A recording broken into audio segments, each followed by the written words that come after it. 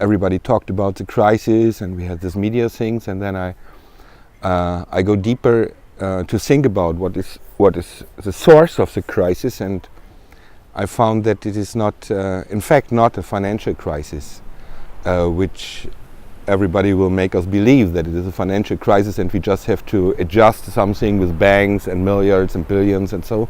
In my opinion, it is more a crisis of capitalism and of the children of capitalism, where everybody in the first world are children of capitalism, and it's a special way to plan your life, to plan your working life and so, and also to be greedy and to be selfish. And I think this is more an inner crisis of human being. That's what I think, and that's what we are working on then also. We are tearing each other to pieces. With war, with greed, with lies, with sex. Too much sex. I cannot go on.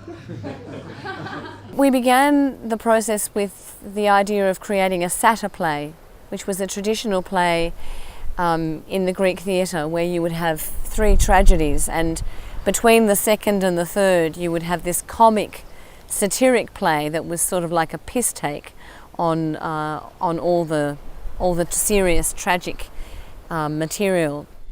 Democracy is born! I don't think this is gonna work. Let's celebrate it! And we liked the idea very much of taking the final play of the Oresteia, which is the birth of democracy, and this moment where the gods pass responsibility for humankind from themselves almost to Orestes and his descendants and the people of Athens, when Athena creates this court and a jury system for the first time.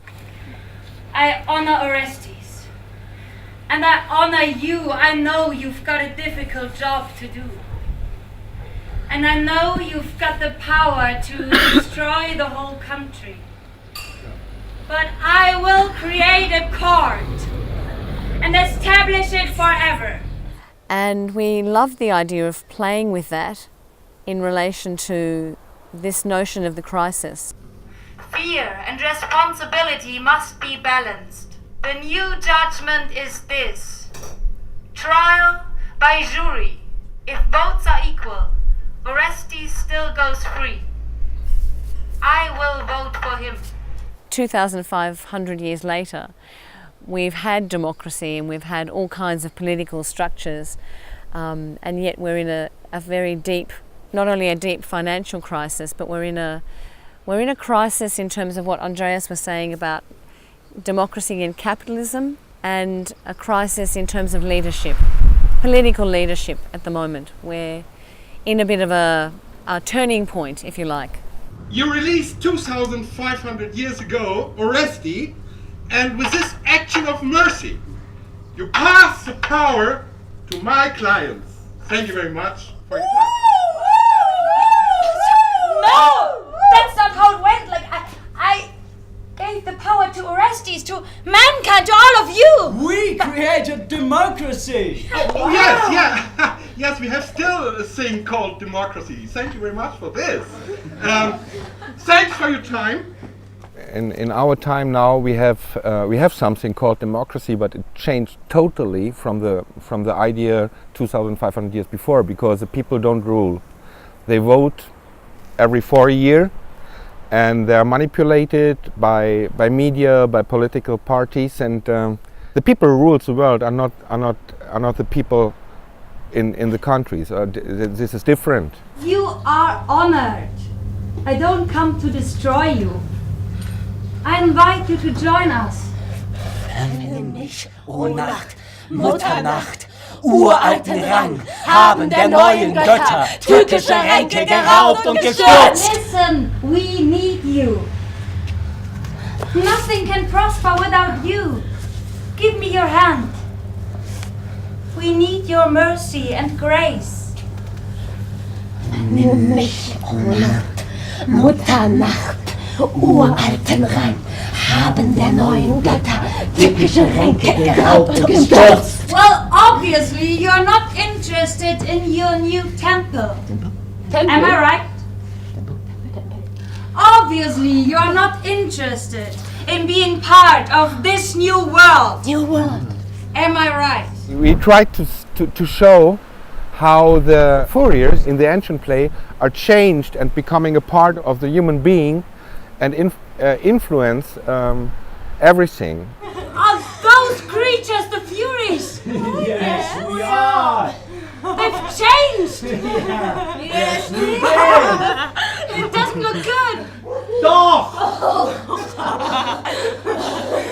How the crisis of democracy and the financial crisis has played out now, especially in relation to human responsibility and the question of innocence, because I think throughout Europe there's been a big question about, are people innocent? Are we guilty? What is our relationship to the financial crisis?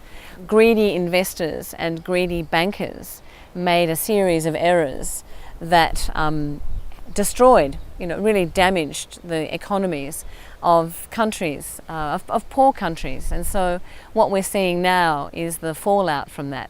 But it's not as depicted in the media about these sort of good guys and these bad guys, or these slack southerners or lazy southerners and these hard-working northern Europeans. So we're sort of trying to cut across that by making a work that's both political and personal.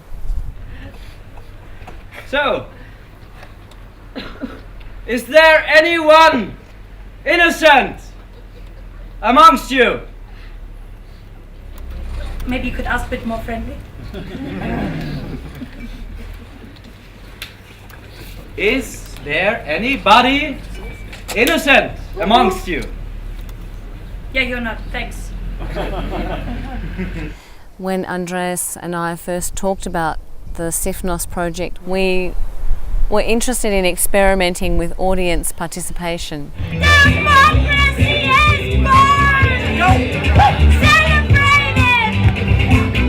You've got some drinks here if you want.